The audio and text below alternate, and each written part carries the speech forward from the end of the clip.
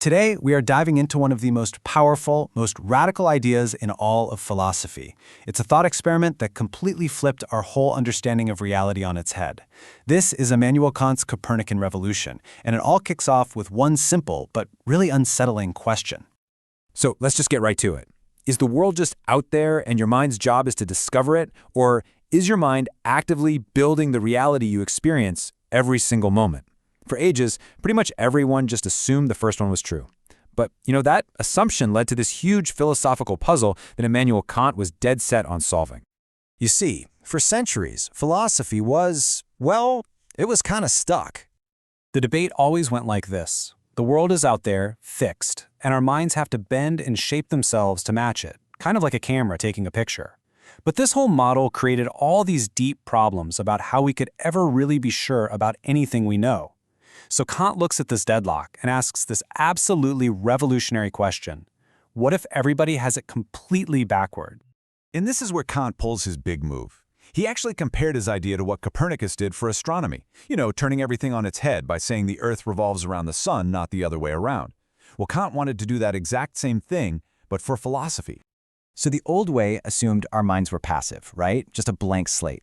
Kant's revolutionary idea was to flip that completely. He said, no, for us to even experience anything, objects have to conform to the rules already built into our minds. Your mind isn't just waiting for information, it's an active architect. It is constructing your experience from the ground up.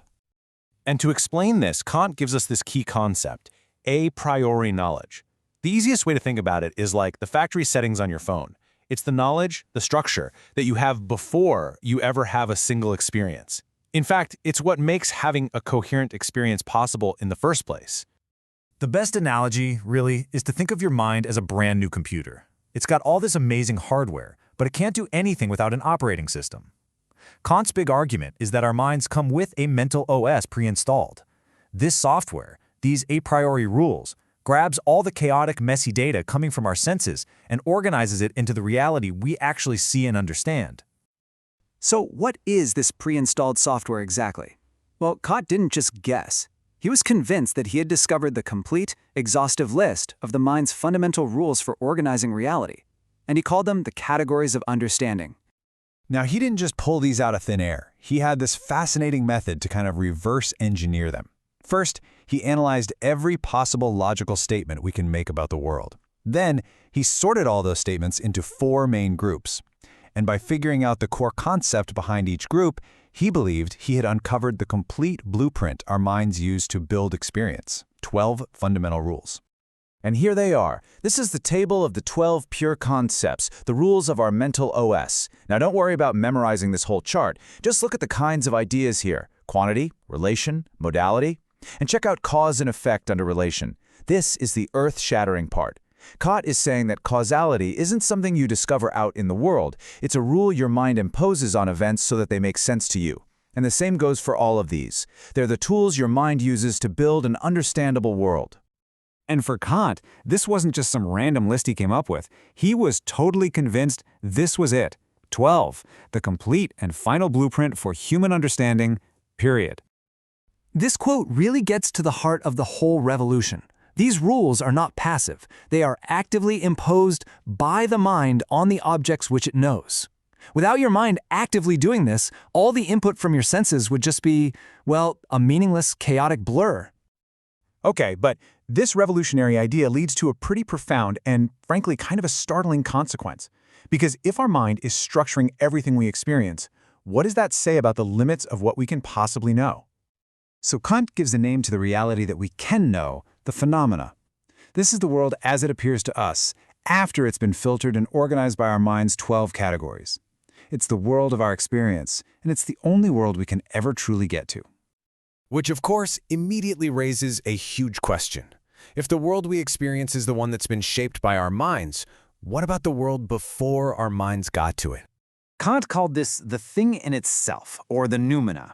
This is pure, raw, unstructured reality, as it exists totally independent of any mind. And here's the kicker. Kant says we can never know it directly. Why not? Because the very act of knowing something forces our mind to apply its categories. The second we perceive it, it's already been shaped by our mental OS.